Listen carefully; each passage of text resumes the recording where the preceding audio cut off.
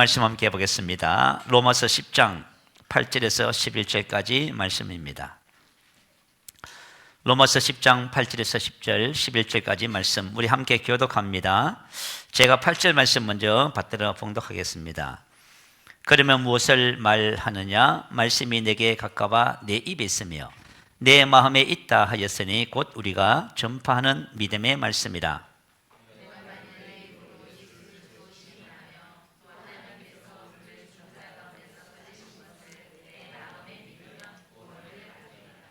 사람이 마음으로 믿어 의에 이르고 입으로 시인하여 구원에 이르느니라. 성경에 이르되 누구든지 그를 믿는 자는 부끄러움을 당하지 아니하리라 하니. 아멘. 자, 오늘은 본문 말씀을 근거로 해서 하나님의 말씀과 믿음, 이런 제목으로 말씀의 은혜를 나누겠습니다.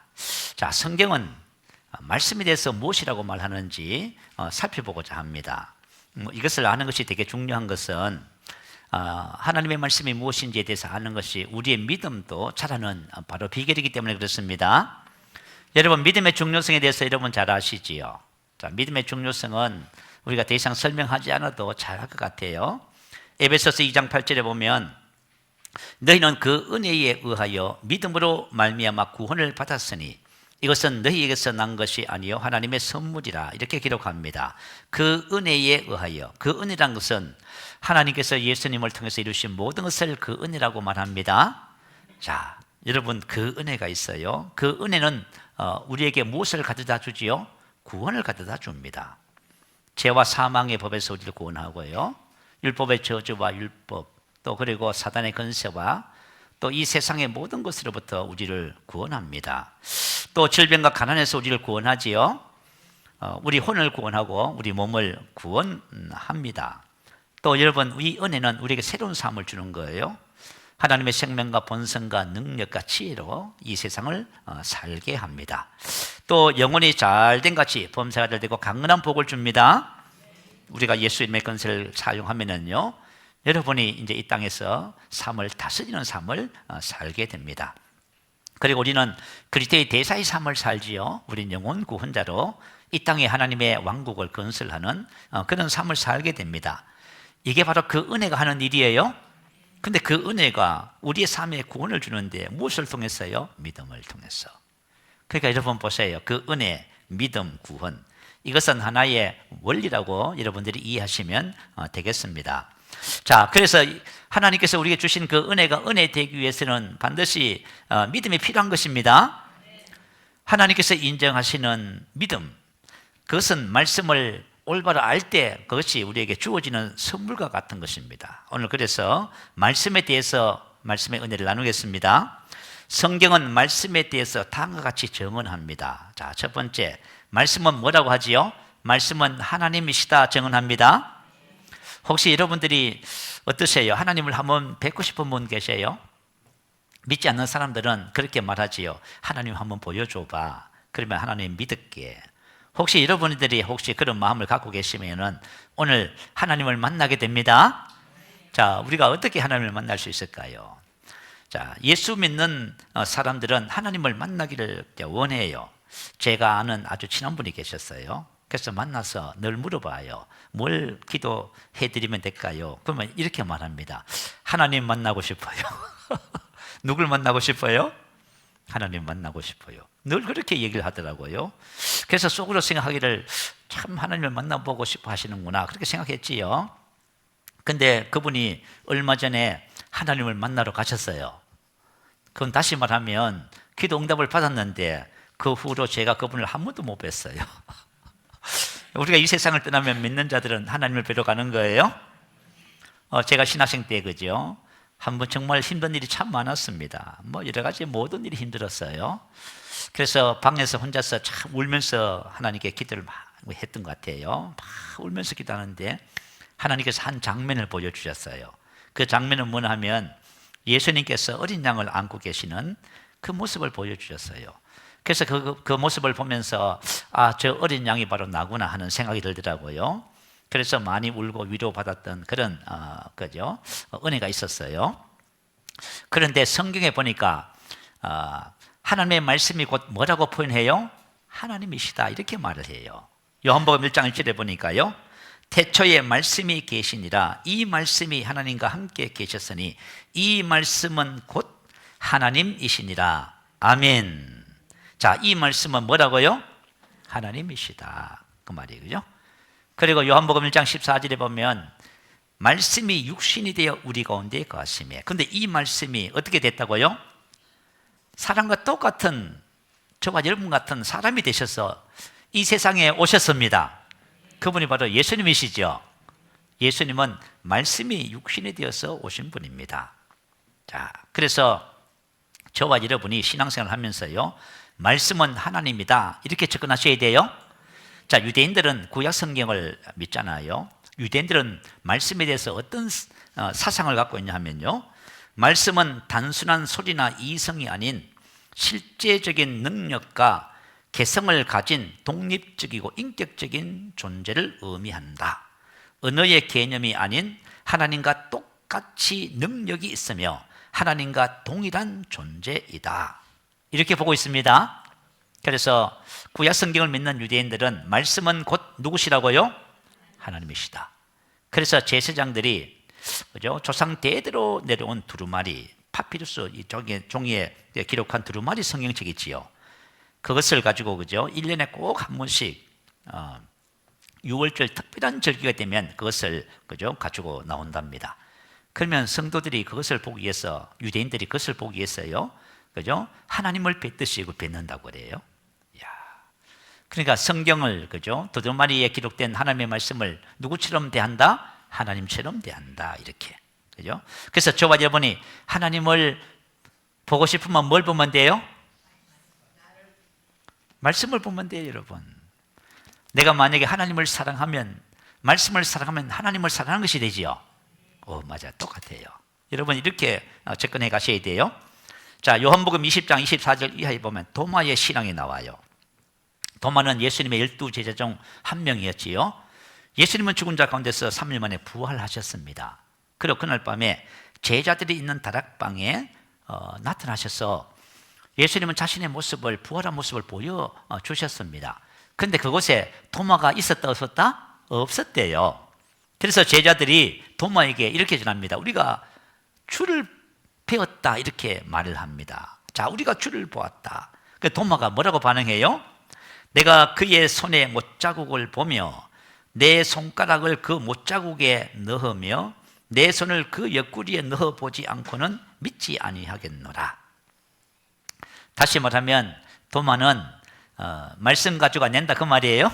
봐야 되겠다, 그 말이에요. 만져보고 눈으로 봐야 되겠다, 그 말이에요. 자, 여드리가 지났습니다. 문들은 닫혔고 다락방에 도마도 제자들과 함께 있었습니다. 그런데 갑자기 주님께서 그 가운데 나타나셔서 인사를 합니다. 샬롬, 너에게 평강이 있을지어다. 이렇게 한 다음에 도마에게 내 손가락을 이리 내밀어 내 손을 보고 내 손을 내밀어 내 옆구리에 넣어보라. 그리하여 믿음 없는 자가 되지 말고 믿는 자가 되라, 그러셨습니다. 도마가 이렇게 말합니다. 나의 주님이시며 나의 하나님이십니다. 너는 나를 본으로 믿느냐? 보지 않고 믿는 자는 복되도다. 할렐루야. 하나님께서 기뻐하시고 인정하시는 믿음은 보고 듣고 느껴서 믿는 것이 아니라 보지 않고 말씀을 통해서 믿는 믿음입니다. 그래서 저와 여러분의 신앙생활 할 적에 말씀은 하나님이시고 이 말씀이 바로 우리가 하나님을 뵙는 것이다, 이렇게 접근을 하셔야만 합니다. 그럴 때 저와 여러분의 신앙이 어떤 보고 듣고 느끼는 감각을 추구하는 것이 아니라 영적 실제를 추구하는 그런 모습이 되어져요. 자, 두 번째, 하나님은 말씀은 뭐라고 표현해요? 말씀은 진리입니다, 이렇게 표현하지요. 자, 이 세상에도 자연적인 진리가 있습니다. 자연적 진리를 뭐라고 표현해요? 법칙이라고 말해요. 법칙과 진리의 차이점은 세상적인 것과 영적인 것의 차이점이에요. 이것은 사실과 진리의 차이점이라고 볼 수가 있어요. 자, 법칙은 이 세상에 속한 것이지요. 이 법칙이란 뭐냐면 자연적인 진리로서 학고불변하다는 것이 인정되면 법칙이라고 칭합니다. 뉴턴의 법칙이 있지요. 만류 인력의 법칙이지요. 자, 여러분, 우리가 만약에 어떤 물체를, 그죠? 들었다가 놓으면 항상 어떻게 해요? 이렇게 떨어지지요. 이게 말이죠, 한 번이라도 옆으로 간다든지 위로 가면 어떻게 돼요? 법칙이 안 돼요. 그래서 법칙은 합고불변해야 되는 거예요. 항상 떨어져요. 그래서 이것을 그죠? 법칙이라고 말을 하는 겁니다. 실험을 통해서 100% 인정된 것을 법칙이라 해요. 이것은 자연의 진리라고 표현하지요. 자, 반면에 진리는 뭐지요? 이것은 하나님께 속한 것입니다. 자연적 영역이 아닌 영적 영역에 속한 것이에요. 요한복음 17장 17절에 보면은 아버지의 말씀은 진리니이다 이렇게 표현합니다. 그래서 이 진리는 자연 법칙을 능가하게 돼 있어요. 자, 여러분 지난번에 제가 차원에 대해서 설명을 해드렸지요. 1차원이 있고요. 1차원은 점과 점을 연결하는 것이 1차원이에요. 2차원은 뭐지요? 선을 연결하는 면이 2차원이에요. 그리고 3차원은요. 이 면을 서로 연결하면 3차원이 되는 거예요. 그래서 우리가 살고 있는 이 모든 세상은 무슨 세상? 3차원의 세상이에요. 그러면 영적 세계인 4차원의 세상은요. 공간과 시간 개념이 없는 보이지 않는 세계를 말이에요. 그런데 1차원은 2차원에 속해 있고 2차원이 1차원을 지배해요. 그리고 3차원이 2차원을 지배해요. 그리고 영적 차원은 무엇을 지배하지요? 3차원을 지배해요. 신기해요. 여러분들이 이제 이 법칙을 잘 알면은 하나님의 말씀이 진리다라고 하는 것이 왜 중요한지를 깨닫게 돼요. 내가 만약에 하나님의 말씀이 진리를 가지면은 뭘 할 수 있어요? 3차원을 변화시킬 수 있어요? 저와 여러분이 만약에 3차원의 영역에서 영향을 받고 계신다고 하잖아요. 그러면 여러분이 신앙생활 잘못하고 있어서 그래요. 여러분이 진리를 따라 믿음을 안 살아서 그래요. 자연적인 영역에서 지금 살고 계시는 거예요. 그래서 영적인 세계를 자연적인 영역으로 끌어와서 보고 듣고 느끼고 감각하는 것을 따라서 지금 여러분들이 말하고 생각하는 거예요, 지금. 그러나 우리가 믿음의 세계를 알고 영적 차원을 가지면은 여러분의 삶을 다스리게 되어져 있습니다. 자, 나사로의 무덤을 한번 생각해 볼까요? 나사로가 병이 들어서 죽었습니다. 그래서 장사가 됐지요. 죽은 지 나흘이 됐습니다. 자, 그러면 나사로가 그죠? 돌 무덤에 돌 입구를 막아서 시신을 안치했어요. 죽은 지 나흘이 됐으면 벌써 썩어서 냄새가 나지요. 이것은 자연 법칙입니다. 자, 그런데 예수님이 오셨어요. 예수님이 오셔서 그죠? 마리아와 마르다 두 여동생과 유대인들과 함께 그 무덤 앞에 섰습니다. 그리고 나서 예수님께서 마리아 마르다에게 뭐라고 말씀하셔요? 무덤에 돌을 옮겨 놓으라 그럽니다. 그러면 마리아가 뭐라고 말을 할까요? 뭐라고 말을 해요? 죽은 지 나흘이 되었음에 벌써 냄새가 나나이다 그러죠? 바로 그거예요. 자, 주님께서 우리에게 말씀을 하셔요. 자, 저와 여러분이 율법의 저주와 가난과 질병, 죄에서 전부 속량됐어요. 우리 하나님의 생명과 본성을 따라 새로운 삶을 사는 자가 됐단 말이에요. 자, 이렇게 말을 하면은 여러분이 뭐라고 말을 해요? 똑 마리아처럼 얘기해요. 여러분, 지금 왜 우리가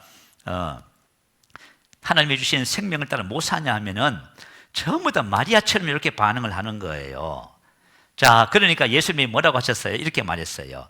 내 말이 너가 믿으면 하나님의 영광을 보리라 하지 아니하였느냐. 아멘.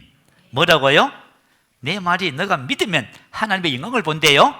다시 말하면 죽어서 나흘이 되어서 썩어서 냄새가 나는데도 불구하고 그 오라비가 살아난다 그 말이에요. 그래서 이미 요한복음 11장 23절에 마르다에게 말했어요. 내 오라비가 다시 살리라. 할렐루야. 자, 여러분, 예수님의 말씀, 하나님의 말씀이 진리인 것을 믿으시면 아멘 하시기 바라요. 정말 여러분 믿으세요? 그러면 여러분이 하나님의 영광을 보는 거예요. 말씀이 말하는 것을 여러분 지금 바로 경험하게 되어 있습니다. 그죠? 자, 그래서 그죠? 말씀에 따라서 돌을 옮겨 놨더니 예수님께서 어떻게 하셨어요? 죽은 나사로를 향해서 나사로야 나오라 그러셨죠? 그래서 살아난 거예요. 여러분 생각해 보세요. 우리가 진리는 영적 차원에 속한 것이기 때문에 진리를 가지면 여러분 어떤 환경과 상황이라도 변화시킬 수 있어요? 그럼 우리가 이렇게 그죠? 하나님의 자녀로서 사는 거예요. 그런데 만약에 여러분이 저도 그렇고 여러분도 그렇고 이걸 모르고 산다고 한번 생각해 봐요.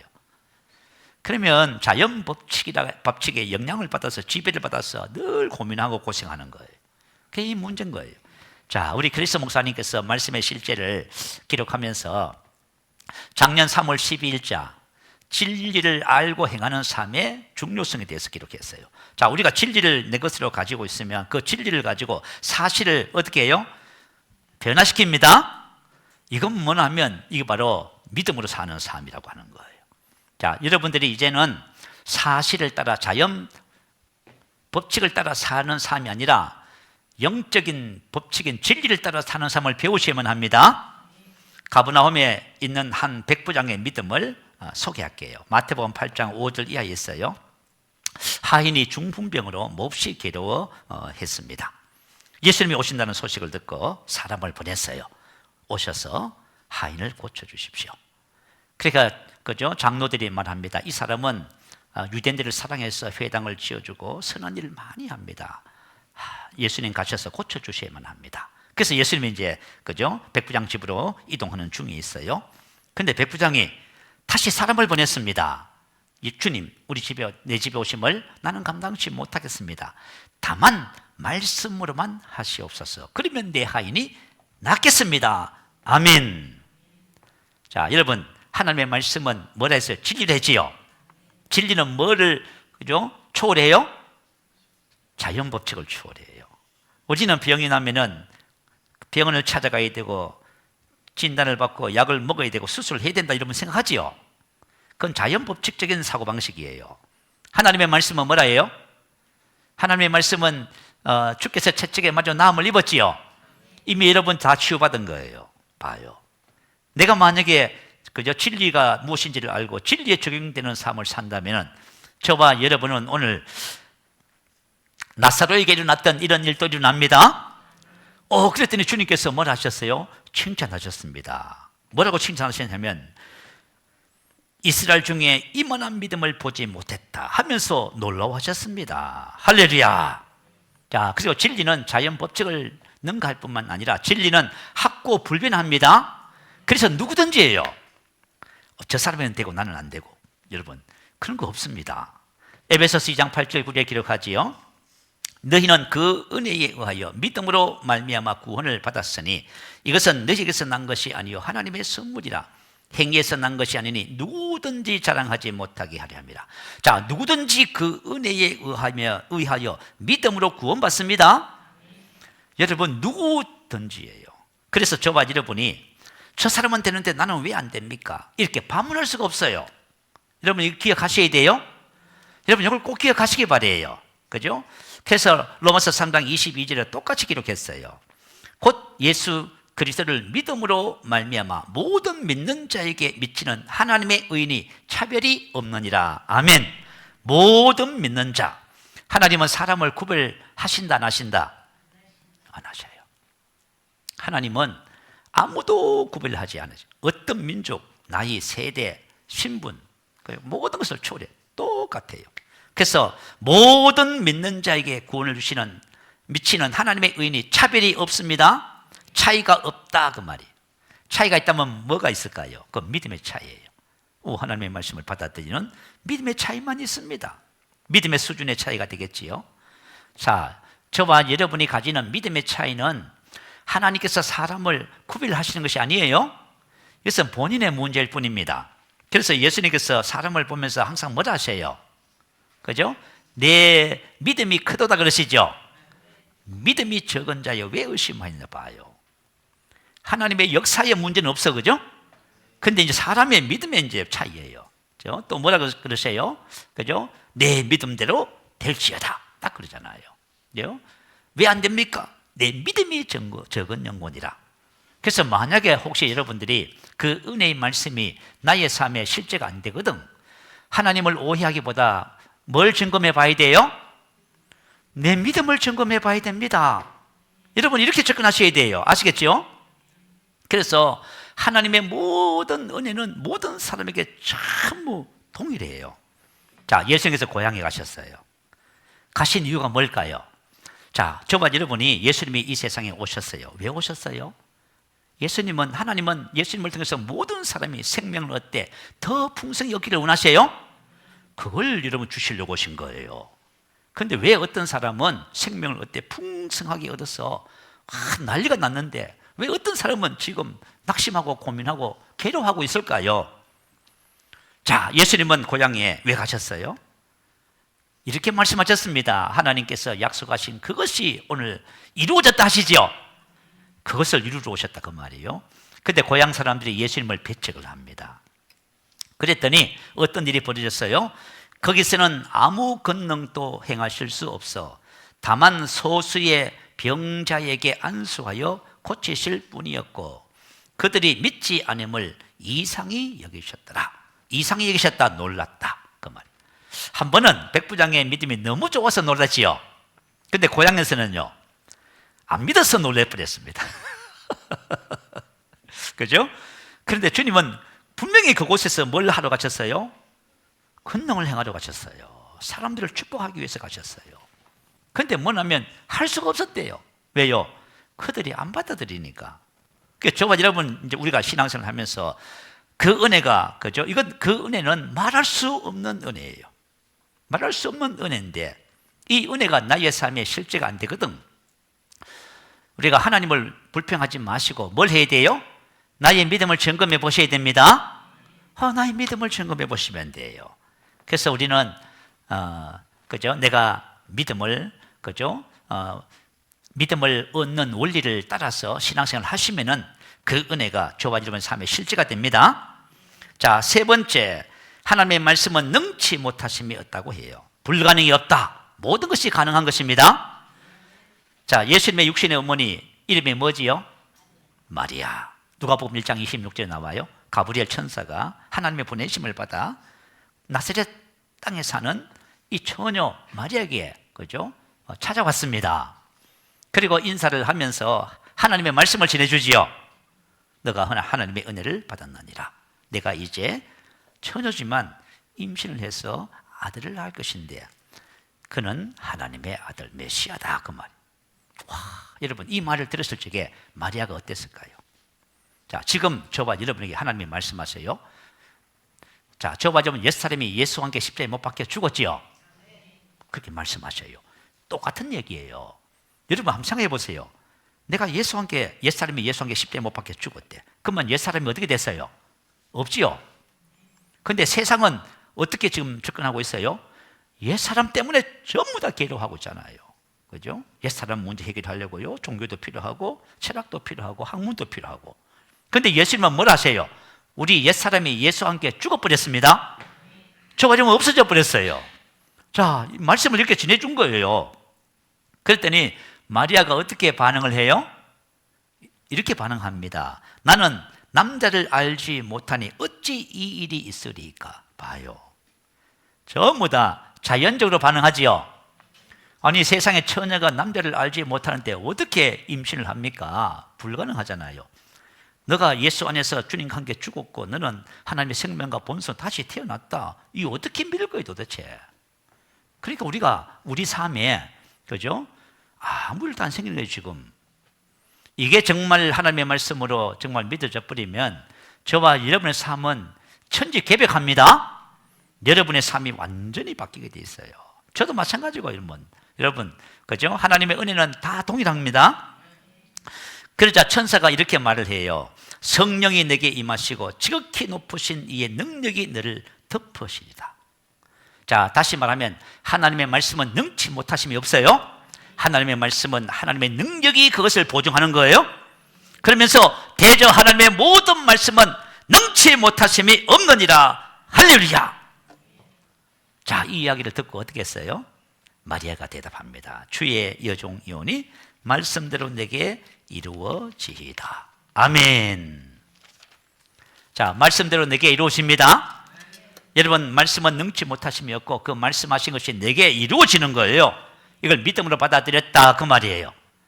야, 제가 그죠? 이전 것은 지나갔으니 보라 새 것이 되었다. 이 말씀에 대한 계시가 오니까요. 와, 이게 믿음을 받아들이시더라고요. 그러니까 뭐예요? 이제 이전 것은 지나갔지요. 그 이전 것에 영향을 안 받는 거예요, 여러분. 그 새 것을 자꾸 입으면서 새로워지는 거예요. 또 새로워지고 또 새로워지고. 이전 것은 처음 다 버리고 또 새로워지고 새로워지고. 할렐루야. 여러분들, 저와 여러분이 정말 마리아처럼 대저 하나님의 모든 말씀은 능치 못하심이 없다. 주의 여종이오니 말씀대로 내게 이루어지이다. 이렇게 우리가 반응할 수만 있다면은 저와 여러분은 말씀의 초자연적인 능력을 경험하게 될 줄로 믿습니다. 하나님의 말씀의 특성은 능치 못하심이 없습니다. 반드시 그대로 됩니다. 여러분, 우리가 만약에 하나님의 말씀에 능치 못하심이 없다면 어떻게 할 수 있어요? 믿을 수 있지요? 마리아가 처녀가 잉태하여 아들을 낳는데 그가 누구예요? 하나님의 아들 메시아랍니다. 근데 이게 말이죠, 믿게 되는 거예요. 이야, 여러분, 우리 믿을 수 있습니다. 여러분, 우리가 믿을 수가 있어요. 여러분, 하나님의 말씀이 무엇인지를 전부 여러분이 알면 믿을 수가 있어요. 자, 사례와 아브라함의 실수와 연약함을 같이 좀 살펴볼게요. 창세기 16장 1절 2절에 보면 아브라함의 아내 사례는 출산하지 못하였고 그에게 한 여종이 있으니 애굽 사람이요 이름은 하갈이라. 사례가 아브라함에게 이르되 여호와께서 내 출산을 허락하지 아니하셨으니 원하건대 내 여종에게 들어가라. 내가 혹 그로 말미암아 자녀를 얻을까 하노라 하며 아브라함이 사례의 말을 들으니라. 자, 이 창세기 16장에 있는 사건의 얘기는 무슨 얘기냐면 창세기 12장에 보면은 하나님께서 아브라함과 사례에게 주신 약속의 말씀이 있지요. 큰 민족을 이루게 하겠다. 근데 두 부부에게는 자녀가 없어요. 사례가 자녀를 못 낳아요. 그때 사례의 나이는 65세, 아브라함의 나이는 75세. 근데 하나님의 약속의 말씀을 받았어. 그리고 뭐라고 하셨냐면 아브라함에게 자, 너희를 통해서 너희 후사가 나리라 이렇게 말씀하셨죠. 내 몸에서 날 자가 내 상속자가 되리라. 아브라함이 아내 사례를 통해서 자식을 얻게 됐나 그 말이에요. 그래서 하나님의 약속의 말씀을 받으면 기대가 되겠지요. 저와 여러분 지금 그 은혜의 말씀이요, 우리의 기대, 우리 것이에요. 기대가 되잖아요. 그런데 어떻게 돼요? 10년이 흘렀어요. 근데 사례가 자식을 낳아서 못 낳았어요. 그러니까 어떻게 됐어요? 기대가 변하여 뭐가 돼요? 원망이 됐어요. 자, 봐요. 이렇게 말을 해요. 그죠? 어떻게 이제 말을 해요? 사례가 아브라함에게 이르되 여호와께서 내 출산을 허락하지 아니하셨으니 하나님께서 내 출산을 어떻게 했다? 막았다 그 말이에요. 하나님께서 뭐라고요?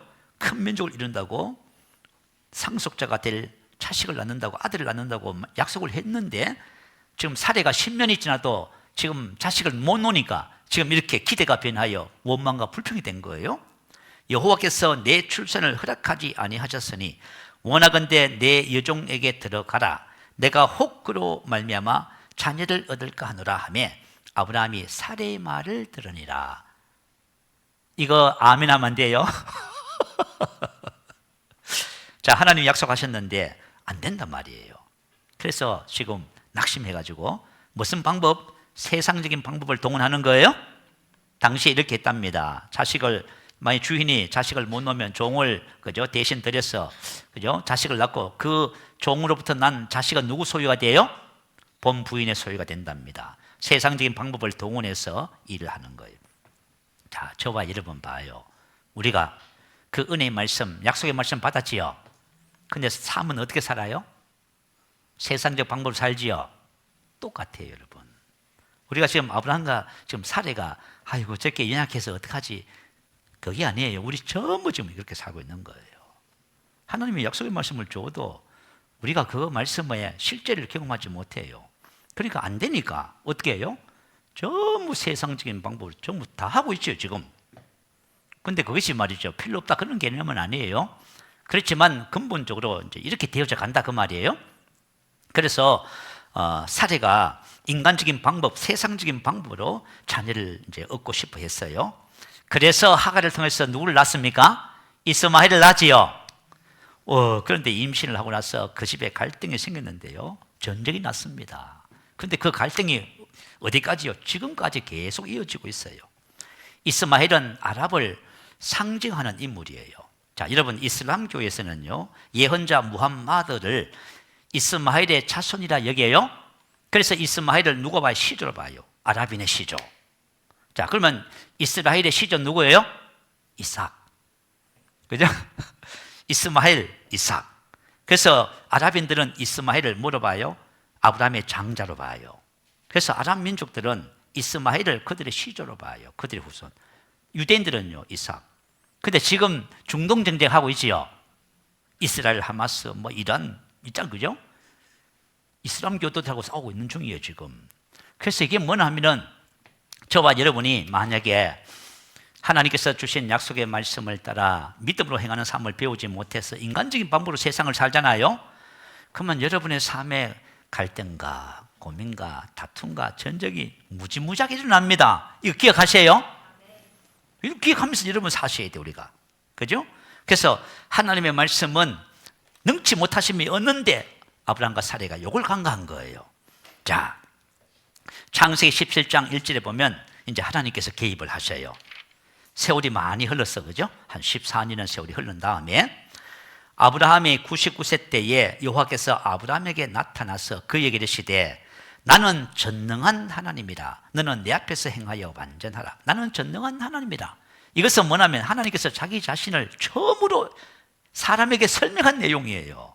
얼마나 하나님이 답답했으면 나는 전능한 하나님이 나타났을까요? 전능한 하나님 엘샤다히. 이 명칭이 의미하는 것은 뭐냐면 하나님께서는 자연 법칙을 초월하여 자신의 약속을 성취시키는 무한한 능력을 소유하고 계심을 강조하는 명칭이에요. 다시 말하면 하나님의 대저 하나님의 모든 말씀은 능치 못하심이 없습니다. 하나님께서 약속하신 말씀은요, 그 말씀이 말하는 것을 이루기에 충분해요. 아시겠죠? 처음으로 사람에게 지금 하나님 자신이 누군지를 지금 설명해 주고 계시는 거예요, 이게. 그죠? 그러면서 너는 내 앞에서 행하여 완전하라 이러셨어요. 너는 내 앞에서 행하여 완전하라. 그리고 난 다음에 해주신 것이 뭐지요? 자, 이름을 바꿔주셨지요. 아브라함을 아브라함이라고, 사리를 사라라고. 이게 무슨 말이에요? 두 사람이 얼굴 쳐다보고 있으면서 이름을 부르잖아, 그죠? 아브라함, 사라. 다시 말하면 입에다가 뭘 들라고요? 하나님의 약속의 말씀을 들라는 거예요. 자, 저와 여러분이 믿음을 얻고 싶으면 뭘 하시면 되냐 하면 하나님의 약속의 말씀을 내 입에다 두고 계속 말하면 돼. 아침에 눈을 뜨면서부터 말하고 길을 가면서도 말을 하고, 혹시 여러분 그죠? 여자분들은 싱크대에다가 말씀을 적어놓고 설거지 하시면서 밥 하시면서 한번 입에 말을 한번 해봐요. 말을 하기 시작하면 어떤 일이 벌어지냐면 믿음을 선물로 받아요. 뭘 선물로 받아요? 믿음을 선물로 받아요. 자, 로마서 10장, 오늘 본문 말씀이 그걸 얘기하고 있는 거예요. 로마서 8장 9절. 무엇을 말하느냐? 말씀이 내게 가까워 내 입에 있으면 내 마음에 있다 했으니, 곧 우리가 전파하는 믿음의 말씀입니다.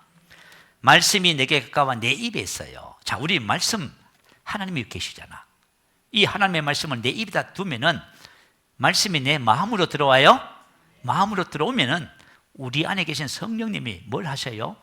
믿음을 만들어 주셔요. 믿어지게 해주신다 그 말이에요. 그래서 믿음은 들으면서 나죠. 들으면 그리스도의 말씀이죠. 그러니까 여러분들이 그리스도의 말씀을 계속 들을 수 있는 비결이 뭐예요? 내 입으로 말씀을 계속 말하는 거예요. 우리 학생들도 마찬가지야. 청년들도 마찬가지야. 일을 하면서 그죠? 치료가 원하거든 치료의 말씀을 말하고, 영생으로 살고 싶으면 영생의 말씀을 계속 말하면 돼요. 나는 영이며 영생은 나의 것입니다. 나는 사랑의 사람입니다. 자꾸 말해봐. 여러분 어떻게 벌어지는가? 말씀이 여러분 심령에 심어져서 거기서 믿음이 자라기 시작하는 거야. 그러면 우리가 뭐로 살아가요? 말씀이 말하는 삶이 실제가 되어져 가는 거예요. 자, 하나님께서 가르쳐 주신 방법대로 두 부부가 쳐다보면서 계속 아브라함 사라라고 했더니 어떤 일이 벌어졌어요? 믿음이 생겼어요. 여러분 로마서 4장 한번 읽어보십시다. 자, 우리가 믿음이 생겼을 적에 어떤 일이 벌어지는지 한번 보십시다. 그러니까 지금 우리가 하나님의 말씀을 알고 우리가 믿음을 가지기만 하면은 어떤 일이 벌어지는지 한번 보십시다. 자, 로마서 4장 17절입니다. 제가 쭉 22절까지 읽어드릴게요. 기록됐다는 것은 뭐냐? 구약 성경에 그렇게 기록되어 있다 그 말이에요. 내가 너를 많은 민족으로 세웠다 하신가 같으니. 자, 내가 너로 큰 민족을 주겠다. 창세기 12장이 나와 있지요. 자, 그가 믿은 바, 이제 아브라함이 믿었대요. 하나님은 죽은 자를 살리심에 없는 것을 있는 것으로 부르시는 이십니다. 하나님과 하나님의 말씀은 능치 못하심이 없습니다. 아브라함이 바랄 수 없는 중에 바라고 믿었으니 이는 내 후손이 이 같으리라 하신 말씀대로 많은 민족의 조상이 되게 하려 하심이라. 그가 100세가 되어 자기 몸이 죽은 것 같고 사라의 태가 죽은 것 같음을 알고도 믿음이 약하여지지 아니하고 믿음이 없어 하나님의 약속을 의심하지 않고 믿음으로 견고하여서 하나님께 영광을 돌리며 10년 전에는 어떻게 했어요? 믿음이 없을 때는 어떻게 했어요? 하나님께 영광을 돌리는 고사하고 하나님께 원망 불평했지요. 자, 여러분, 저와 여러분 신앙생활 하면서 하나님의 말씀에 대한 믿음을 갖게 되잖아요. 그러면 우리가 하나님 앞에서 행하여 완전하게 됩니다. 하나님이 인정하는 사람이 돼요. 근데 여러분들이 뭐 하나님 앞에 잘 한다고요? 천만의 말씀. 하나님의 믿음이 딱 주어져야 우리가 하나님 앞에 올바른 삶을 살게 돼 있는 거예요. 자, 그가 100세가 되어 자기 몸이 죽은 것 같고 살의 태가 죽은 것 같음을 알고도 믿음이 약하여지지 아니하고 믿음이 없어 하나님의 약속을 의심하지 않고 믿음으로 견고하여서 하나님께 영광을 돌리며 믿음이 없으면 하나님의 약속을 의심하는 거예요. 믿음이 없으면 어떻게 해요? 불평불만하는 거예요. 염려하고 근심하는 거예요. 여러분, 우리가 그리스도인들이 왜 고생하고 염려 근심해요? 그거 다 믿음의 문제예요. 자, 그래서 약속하신 그것을 또한 능히 이루실 줄을 확신하였으니 수동태예요. 이게 바로 하나님께서 우리 주신 믿음이라고 하는 거예요. 우리 늘 말씀 나누잖아요. 믿음은 뭐예요? 하나님이 공급하시는 거죠. 믿음이에요. 하나님께서 확신하게 해주셨다 그 말이에요. 내가 어떻게 했더니 하나님의 말씀을 내 입에 두었더니 믿음의 선물을 받은 거예요. 그랬더니 하나님 앞에 어떻게 됐다고요? 그러므로 그것이 그에게 의로 여겨졌느니라 봐요. 디카요시네, 그죠? 하나님 앞에 인정받는 상태가 됐다 그 말이에요. 그러니까 저와 여러분이 신앙생활은 어떻게 하면 하나님께 인정받아요? 믿음을 가지면요. 여러분이 열심히 한다고요? 인정 못 받아요. 믿음을 가지면, 그죠? 믿음을 가지면 의심하지 않고 하나님께 영광을 돌리고 올바로 행할 수 있어요. 아시겠죠? 신앙생활을 여러분 잘 하셔야 돼요. 신앙생활을 믿음으로 접근하지 않고 자기 열심으로 접근을 한 사람들은 전부 다 나이가 들면 들수록, 그죠? 실망하고 좌절해요. 야, 이거 심각한 문제다. 한국교회 가장 심각한 문제. 막 열심히 했더니 말이죠. 결국은 어떻게 됐어요? 이게 정말 하나님을 믿는 건가? 하면서 낙심한 사람 얼마나 많아요. 지금 제가 그분들을 만나고 있어요. 여러분들이 신앙생활 잘 하셔야 돼요. 그래서 아브라함과 사례가 믿음이 생겼다 그 말이에요. 하나님의 말씀은 어떤 사람에게 능치 못하심이 없어요. 어떤 사람에게 능치 못하심이 할 수 있거든요. 무슨 말이야? 믿는 자에게 능치 못하심이 없느니라. 할렐루야. 이렇게 하나님의 믿음을 가진 사람에게는 말씀은 능치 못하심이 없습니다. 네 번째 마지막으로 하나님의 말씀은 살아있고 운동력이 있습니다. 자, 히브리서 4장 12절에 기록하지요. 하나님의 말씀은 살아있고, 살아있다는 것은 뭐예요? 죽은 것과 반대지요. 하나님의 말씀이 어떻게 하세요? 여러분, 우리 살아있지요? 여기에 기록된 하나님의 말씀이 문자로 죽은 것이 아니에요. 이 말씀은 살아있어요. 그 다음에 뭐예요? 운동력, 활력이 있어요. 활동하는 유효한 효력 있는 하나님의 말씀은 살아있고 효력이 있습니다. 다시 말하면 말씀이 말하는 것을 말씀이 다 이루어요. 말씀이 말하는 것을 말씀 자체가 이루신다 그 말이에요. 자, 살아있다는 것은 바로 인격성을 말하는 거예요. 자, 그러면 디모데후서 3장 16절 17절 말씀 올려주세요. 같이 한번 읽어볼까요? 자, 시작. 모든 성경은 하나님의 감동으로 된 것으로 교훈과 책망과 바르게 함과 의로 교육하기에 유익하니 이는 하나님의 사람으로 온전하게 하며 모든 선한 일을 행할 능력을 갖추게 하려 합니다. 자, 모든 성경은 하나님의 감동으로 되었기 때문에 하나님의 말씀을 내가 받아들여요. 자, 내가 하나님의 말씀을 내가 받아들여요. 그럼 어떤 일이 벌어져요? 말씀이 일하시는 거예요? 어떻게 해요? 하나님의 사람으로 온전하게 만들어요. 나를 온전하게 성숙한 예수 그리스도의 형상을 닮은 자로 빚으세요. 나를 만드시는 거예요. 말씀이. 여러분이 만약에 변화가 안 된다는 말은 무슨 뜻이에요? 지금 하나님의 말씀을 하나님의 말씀으로 못 받고 있어서 그래요. 내 귀가 열려서 하나님의 말씀을 받기만 하면은 우리 인생이 변하는 거예요.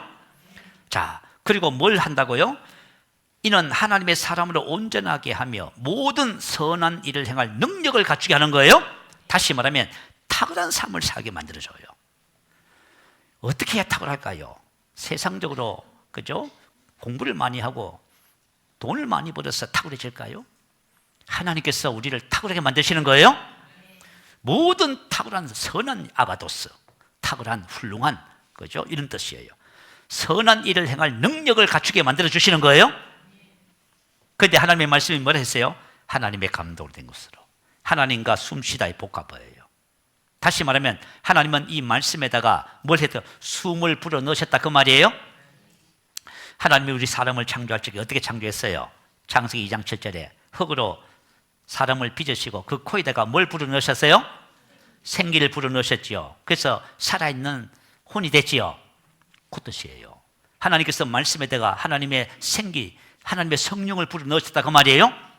자, 예수님께서 부활하셨어요. 그날 저녁에 오셔서 제자들에게 뭐라고 하셨어요? 너희에게 평강이 있을지어다. 이 말씀을 하시고 그들을 향하사 숨을 내쉬며 이르시되 성령을 받아라. 뭐예요? 코에다가 생기를 불어 넣으신 거예요. 그래서 말씀은 살아있고 운동력이 있어요. 살리는 것은 여기는 육은 무익하나 내가 너에게 이런 말이 영이요 생명인 겁니다. 그래서 여러분 하나님의 말씀은 살아있고 운동력이 있어요. 그런데 이 말씀을 내가 믿음으로 받아들이잖아요.